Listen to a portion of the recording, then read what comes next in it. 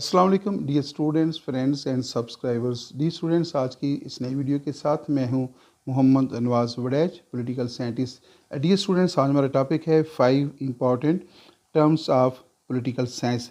तो आज की इस वीडियो के अंदर जो है हमने पॉलिटिकल साइंस से रिलेटेड 5 इंतहाई इम्पॉर्टेंट टर्म्स जो हैं उनकी सिलेक्शन की है। तो आइए इस वीडियो का आगाज़ करते हैं। आप दे रखे हैं हमारा YouTube channel political science with Anwaz Waraich. Dear students, अगर अभी तक आपने यूट्यूब चैनल जो है उसको सब्सक्राइब नहीं किया तो लाजमी तौर पे जो है उसको सबसे पहले सब्सक्राइब करें, ताकि आपको इससे रिलेटेड तमाम वीडियो जो है वो खुद ब खुद मिलती रहें।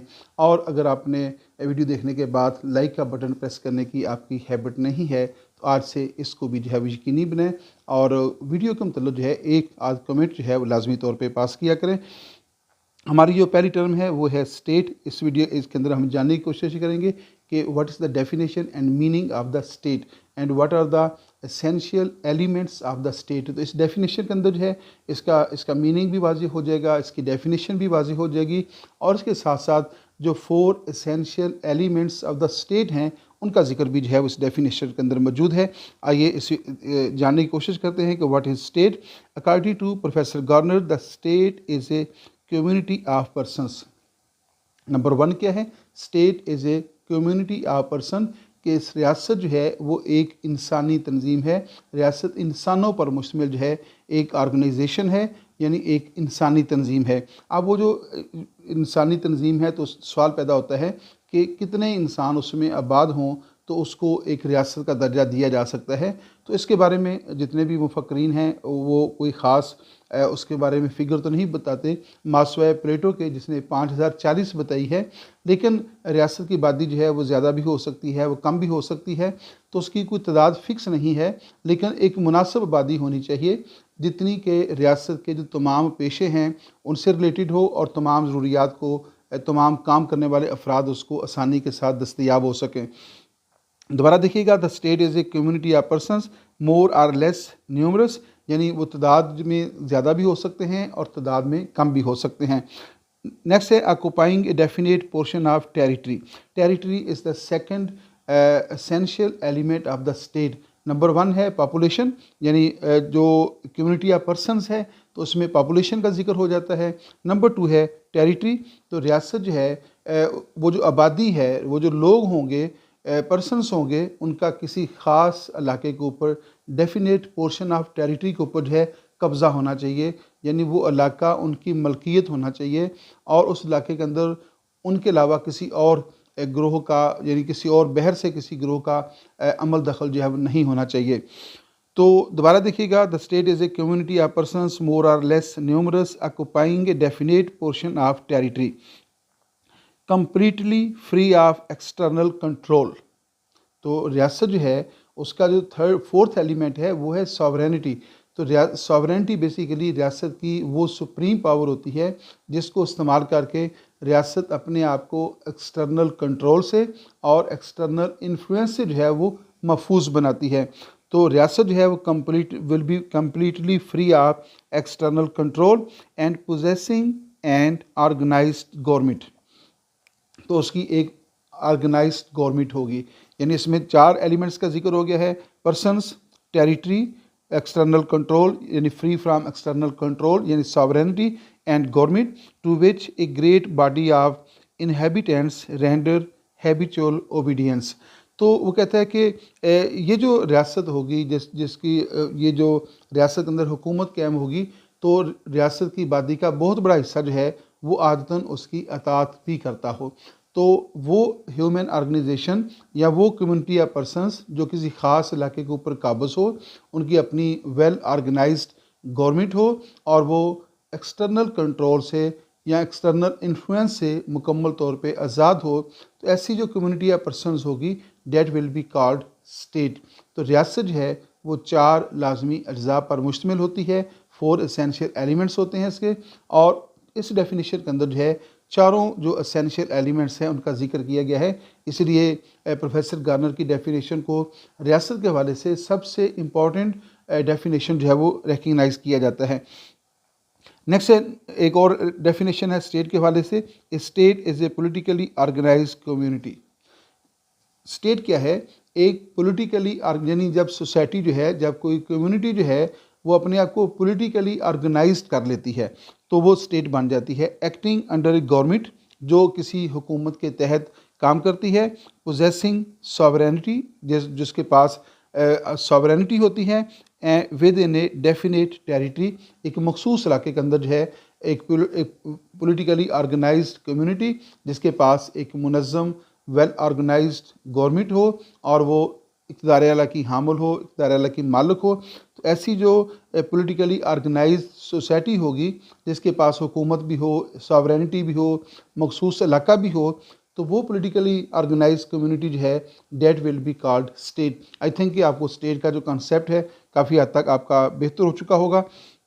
नेक्स्ट हमारे पास हेडिंग है theory of divine origin of state. ये पॉलिटिकल साइंस की बहुत इंपॉर्टेंट टर्म है, theory of divine origin of the state. Question ये है कि रियासत जैसा जो अदारा है उसका आगाज़ कैसे हुआ, रियासत कैसे वजूद में आई, कब इंसान ने जो है अपने आप को रियासत में जो है वो ढाल दिया था या रियासत की शक्ल में उसने रहना शुरू कर दिया था। तो इसके वाले से मुख्तलिफ जो सियासी मुफक्रीन हैं उनका मुख्तलिफ पॉइंट ऑफ व्यू पाया जाता है। कुछ लोग कहते हैं कि रियासत जो है वो खुदा की तख्लीक की हुई है, कुछ कहते हैं कि रियासत फोर्स की पैदावार है, और कुछ इसको सोशल कॉन्ट्रैक्ट की बात करते हैं। इसके अलावा कुछ लोग इसको ख़ानदान की वसी शक्ल भी कहते हैं। तो यहाँ हम जो बात कर रहे हैं वो सिर्फ हम बात करेंगे divine origin of the state, यानी divine origin of the state मुराद है नज़रिया तख्लीक रब्बानी।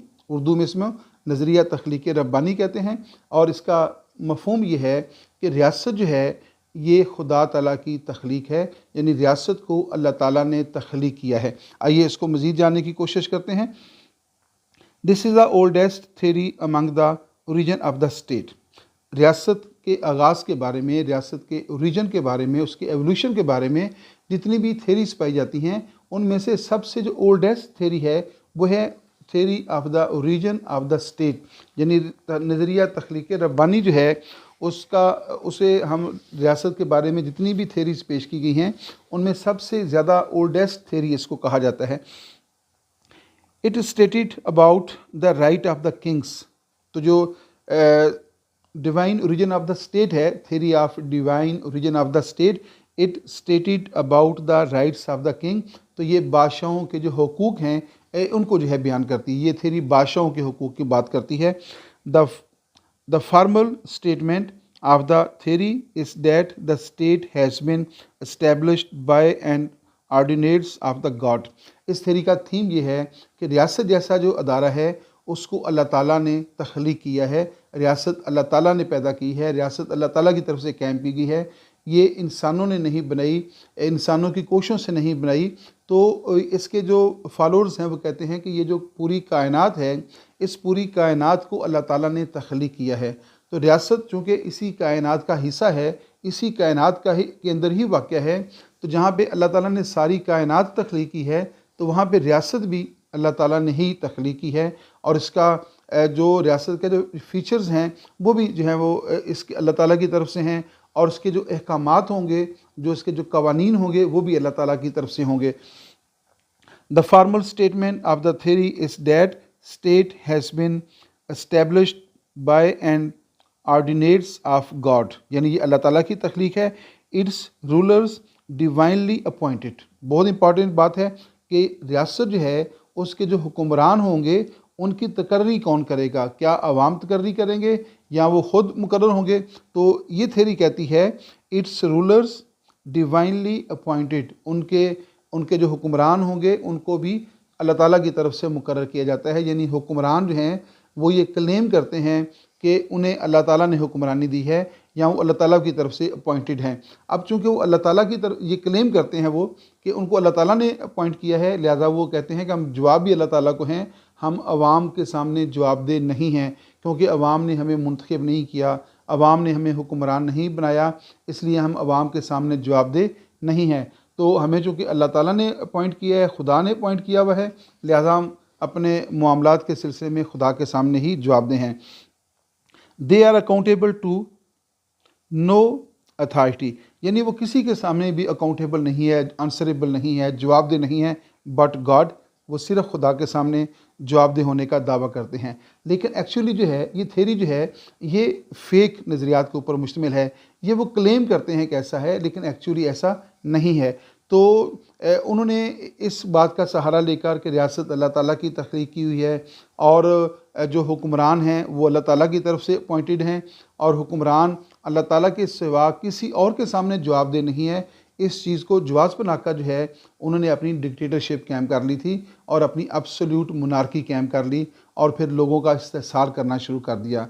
लेकिन फिर वक्त गुजरने के साथ साथ जो है ये जो मोनार्की थी, एब्सोल्यूट जो बादशाहतें थीं, ये आहिस्ता आहिस्ता कमज़ोर हुई और उनकी जगह के ऊपर जो है वो डेमोक्रेटिक सिस्टम जो है वो उसका आगाज़ जो था वो हुआ। नेक्स्ट है लिबरलिज़म। पॉलिटिकल साइंस का बहुत इंपॉर्टेंट टॉपिक है लिबरलिज़म। आइए जानने की कोशिश करते हैं कि what is the meaning of liberalism. तो liberalism is a political and moral philosophy. तो लिबरलिज़म जो है एक पॉलिटिकल फ़िलासफ़ी भी है, एक मॉरल फ़िलासफ़ी भी है, एक इकनॉमिक फ़िलासफ़ी भी है और एक ये कल्चरल फ़िलासफ़ी भी है। तो लिबरलिज़म जो है इसकी जो डायमेंशंस हैं वो बहुत ज़्यादा हैं। ये एक पॉलिटिकल, मॉरल और इकनॉमिक फ़िलासफ़ी है। Passed on the rights of the individuals, based on the rights of the individual. और ये इंडिविजुअल्स के, अफराद के, सिटीज़न्स के राइट की बात करती है, उनके हुकूक की बात करती है। लिबरलिज़म जो है वो इंडिविजुअल्स को ज़्यादा से ज़्यादा राइट देने की बात करता है और रियासत को जो है वो कम अख्तियारात देता है, इंडिविजुअल्स को ज़्यादा जो है वो ज़्यादा देना चाहता है।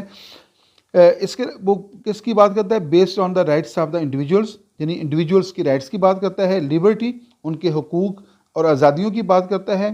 कंसेंट ऑफ द गवर्नमेंट, और गवर्नमेंट की जो मंजूरी है उसके ऊपर बात करता है। पॉलिटिकल इक्वलिटी, लिबरलिज़म जो है वो पॉलिटिकल इक्वलिटी को सपोर्ट करता है कि सियासी एतबार से, सियासी हुकूक के एतबार से यहाँ पे इक्वलिटी होनी चाहिए। तबकाती निज़ाम नहीं होना चाहिए, क्लास सिस्टम नहीं होना चाहिए कि कुछ लोगों के हुकूक ये हों, दूसरे लोगों के हुकूक कुछ और हों। ऐसा नहीं है। रियासत में रहने वाले जो तमाम अफराद होंगे विदाउट एनी डिस्क्रिमिनेशन, उन सब के जो राइट्स होंगे वो सबके बराबर होंगे। वो पॉलिटिकल राइट्स हो सकते हैं, वो इकोनॉमिक राइट्स हो सकते हैं, या वो सिविल राइट्स हो सकते हैं। तो पॉलिटिकली इक्वलिटी होगी और राइट टू प्राइवेट प्रॉपर्टी। और लिबरलिज़म कहता है कि तमाम अफराद को राइट टू प्रॉपर्टी होगा, यानी उन्हें जायदाद बनाने का भी हक़ हासिल होगा, जायदाद बेचने का भी हक़ हासिल होगा और अपनी जायदाद बेचकर उससे प्रॉफिट गेन करने या उससे मज़ीद प्रॉपर्टी बनाने का हक़ होगा। गोया जो लिबरलिज़म है ये कैपिटलिज़म की बात करता है। लिबरलिज़म कैपिटलिज़म का यूँ समझने के मुतबादल सिस्टम है। जहाँ पे लिबरलिज़म होगा वहाँ पे कैपिटलिज़म भी पाया जाता है। और नेक्स्ट है जी राइट टू प्राइवेट प्रॉपर्टी भी होगा and equality before the law. और कानून की नज़र में रियासत के तमाम जो शहरी होंगे वो बराबर होंगे। किसी शख्स को जो है प्रिविलेज हासिल नहीं होगी, कोई शख्स जो है वो अबव द लॉ नहीं होगा। तो कानून की नज़र में सबके राइट्स बराबर होंगे और वहाँ पे रूल ऑफ लॉ होगा। रूल ऑफ लॉ का मतलब ये है कि वहाँ पे कानून की हुक्मरानी होगी और कोई भी शख्स जो है वो उस कानून से बालातर नहीं होगा। तो लिबरलिज़म जो है बेसिकली आप सिंपल वर्ड्स के अंदर अगर बात करें तो ये एक डेमोक्रेसी का दूसरा नाम है।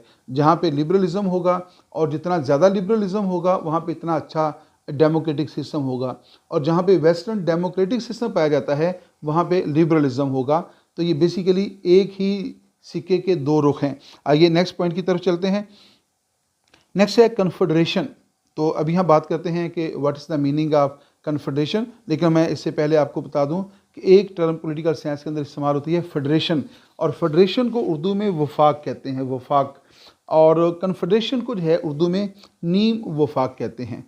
तो फेडरेशन का मतलब है वफाक, और फेडरेशन जो है वो एक ऐसा पॉलिटिकल सिस्टम होता है जिसमें जो पावर्स होती हैं हुकूमत करने की, उन पावर्स को सेंट्रल गवर्नमेंट के दरमियान और जो फेडरेटिंग यूनिट्स होते हैं या जो प्रोविंशियल गवर्नमेंट्स होती हैं उनके दरमियान कॉन्स्टिट्यूशन के अंदर जो है तकसीम कर दी जाता है। लेकिन कन्फेडरेशन जो है वो उससे एक मुख्तलिफ चीज़ है। तो आगे जानने की कोशिश करते हैं कि what is the meaning of confederation. A confederation जी, a confederation is a political union of sovereign states. बहुत इंपॉर्टेंट बात पहले नंबर पे आ गई है कि कन्फेडरेशन जो है ये सॉवरन स्टेट्स का एक यूनियन होता है, यानी आज़ाद और ख़ुद मुख्तार ऐसी रियासतें जो इंडिपेंडेंट होती हैं और ऐसी रियासतें जो सॉवरन स्टेट्स होती हैं उनका एक पॉलिटिकल यूनियन होता है या एक अलाइंस होता है। दोबारा देखिएगा, a confederation is a political union of sovereign states united for the purpose of common action. तो चंद कॉमन एक्शन के लिए जो है ये यूनियन जो है या ये जो अलाइंस है सॉवरन स्टेट्स का ये कायम हो जाता है। लेकिन इससे पहले कि हम आगे बात लेकर चलें, ये यहाँ पे अहम पॉइंट जो है मैं आपको बता देता हूँ कि जब सॉवरन स्टेट्स मिलकर कोई कन्फेडरेशन कायम करती हैं तो उन रियासतों में से किसी रियासत, हर रियासत को इजाज़त होती है कि वो जब चाहें वो उस कन्फेडरेशन से अलग हो सकती हैं। यानी अगर 10 रियासतों ने मिलकर एक कन्फेडरेशन बना ली, सॉवरन स्टेट्स हैं, अपनी मर्ज़ी की खुद मालिक हैं, लिहाजा अगर 1 साल के बाद एक रियासत समझती है कि उसका जो इंटरेस्ट है वो उस कन्फेडरेशन में पूरा नहीं हो रहा तो वो उससे सेपरेट हो सकती है। तो रियासत जब चाहे कन्फेडरेशन का हिस्सा बन सकती है, जब चाहे कन्फेडरेशन से अलग हो सकती है। देखो, जो पहले मैं बात कर रहा था फेडरेशन की, तो फेडरेशन भी जो है वो मुख्तलिफ जो है वो इकाइयों पर मुश्तमिल होता है। उसमें भी मुख्तलिफ इकाइयाँ शामिल होकर जो है वो फेडरेशन बनाती हैं, जिनको हम सूबे कहते हैं, प्रोविंसेस कहते हैं। तो जब फेडरेशन कायम होती है तो फेडरेशन में शामिल जो इलाके होते हैं उनको अलग होने की इजाज़त नहीं होती। लेकिन जब कन्फेडरेशन कायम होती है तो कन्फेडरेशन में शामिल जो सॉवरन स्टेट्स होती हैं वो किसी भी वक्त अलग हो सकती हैं। अब दोबारा आइए स्टेटमेंट की तरफ। Usually created by the treaty, confederations states tend to establish the dealing with critical issues such as defense, foreign relations और internal trade और currency।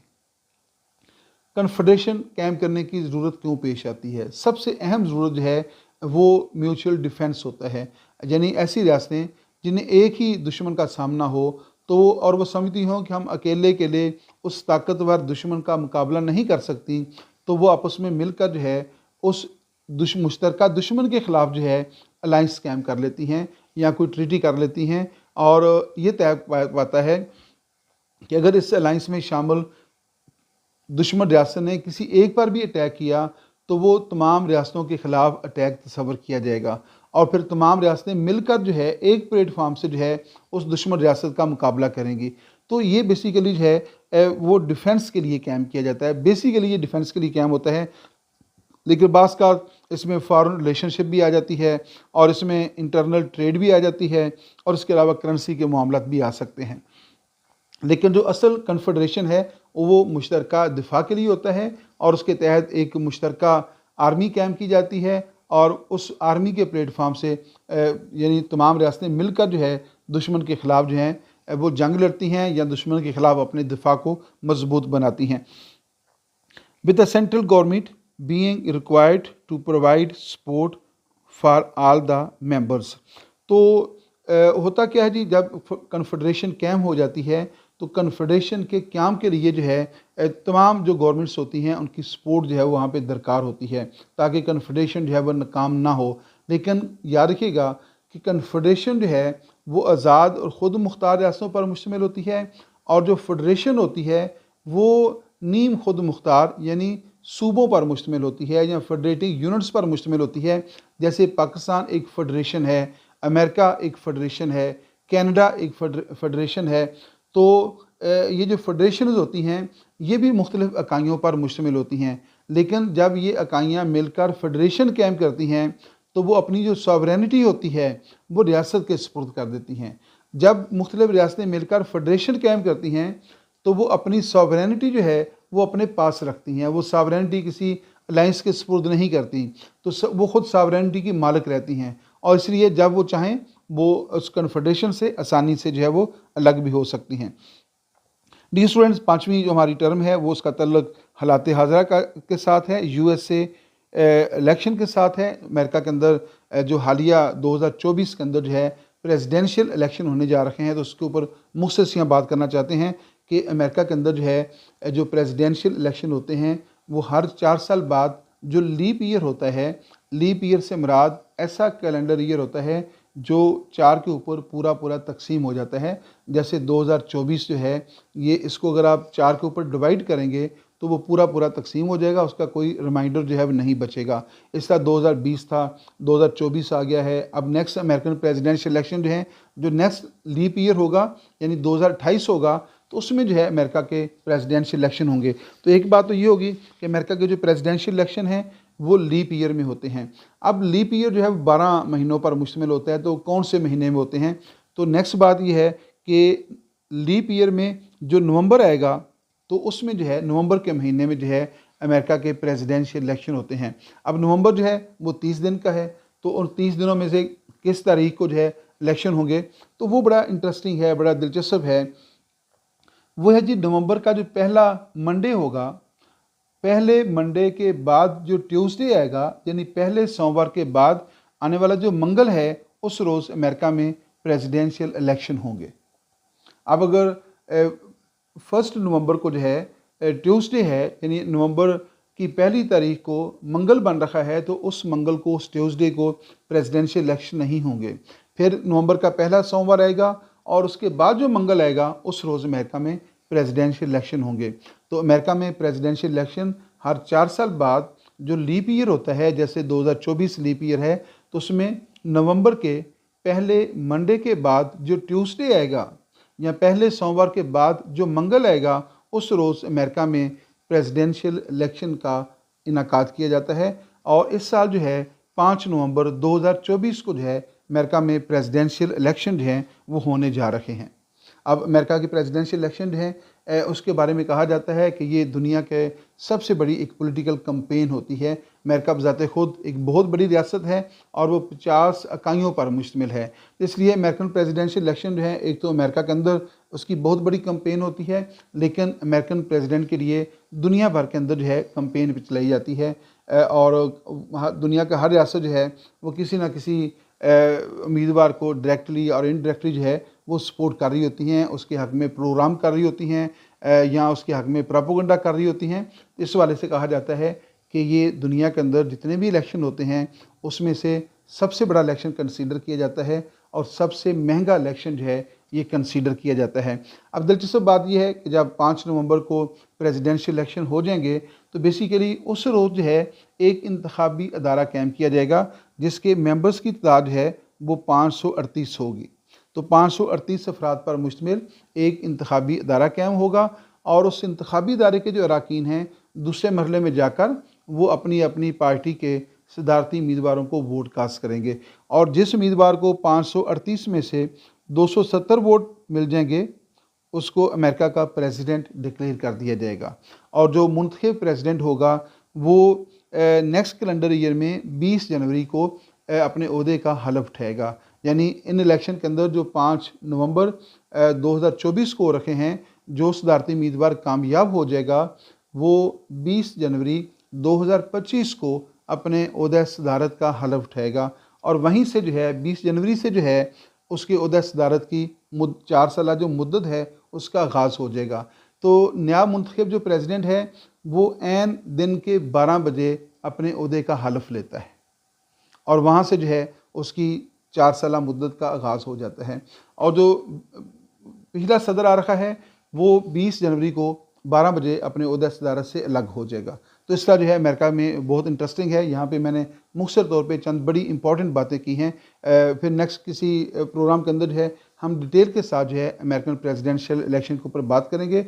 यहाँ पे इस वीडियो का अख्ताम होता है। इजाज़त दीजिएगा। अल्लाह हाफिज़। Thanks for watching me YouTube channel.